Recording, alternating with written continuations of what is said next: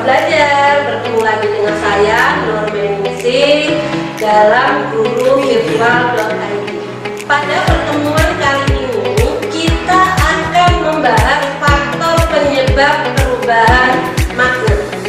Faktor apa sajakah yang menyebabkan terjadinya perubahan makna? Mari kita simak bersama dalam video kali ini. Faktor penyebab perubahan makna.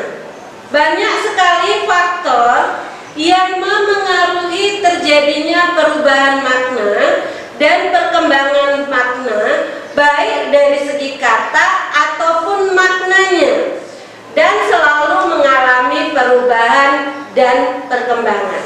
Adapun faktor-faktor yang memengaruhi yakni perkembangan bahasa, kekaburan makna, kehilangan motivasi, ambiguitas, struktur kosakata, dan selanjutnya kita bahas bersama penjelasan yang berkaitan dengan faktor penyebab perubahan makna.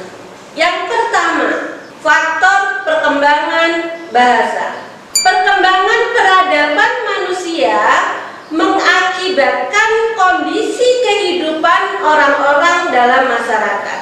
Hasil karya mereka, adat istiadat mereka, bentuk organisasi mereka, semuanya mengalami perubahan. Hal ini tentu saja mengakibatkan referen dari banyak kata dalam suatu bahasa mengalami perubahan sesuai dengan situasi dan perkembangan zaman.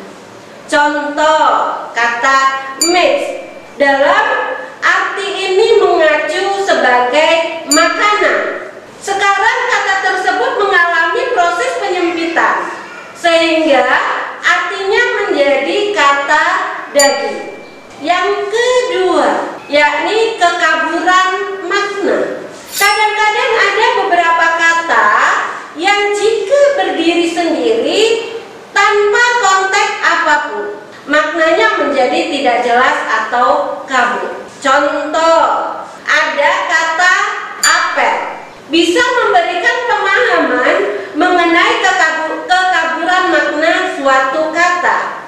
Tetapi kata apel dalam bahasa Indonesia bisa juga mengacu pada sejenis buah-buahan, tetapi bisa juga mengacu kepada upacara pagi yang dilakukan oleh instansi atau pemerintah. Perbedaan makna tersebut bisa diketahui jika berada dalam sebuah kalimat ataupun jika kata tersebut diucapkan. Selanjutnya, yang ketiga, yakni kehilangan motivasi. Kata ajang dalam bahasa Indonesia bermakna tempat untuk makan sesuatu. Misalnya ada kata piring. Namun kata tersebut sekarang lebih banyak digunakan untuk menyebut istilah lain. Misalnya ajang pertempuran.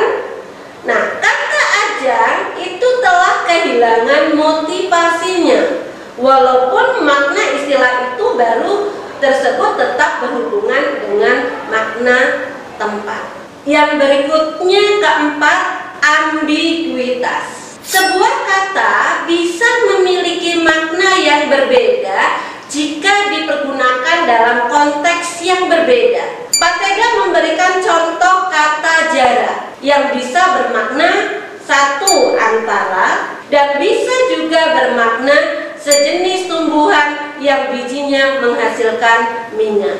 Kelima, struktur kosakata. Telah diketahui adanya keterbatasan sistem gramatikal dan sistem bunyi dalam suatu bahasa. Namun, kosakata dalam bahasa tersebut seringkali bertambah sesuai dengan perkembangan pemikiran peradaban manusia sebagai pengguna bahasa. Di dalam perkembangan kosakata tersebut, tentu saja terdapat penambahan kata-kata baru atau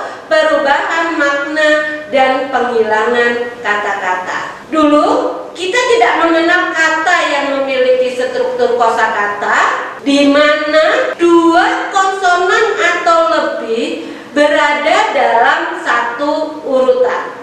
Misalnya ada kata putri yang dulu struktur katanya kata putri yaitu konsonan, vokal, konsonan, vokal, konsonan, vokal. Oke, baiklah sahabat pembelajar, demikianlah materi pembelajaran kita pada pertemuan kali ini, yakni faktor penyebab perubahan nada. Nurminingsih mengucapkan terima kasih atas perhatian Anda semua. Salam semangat dari kami, guru-guru yang siap memberikan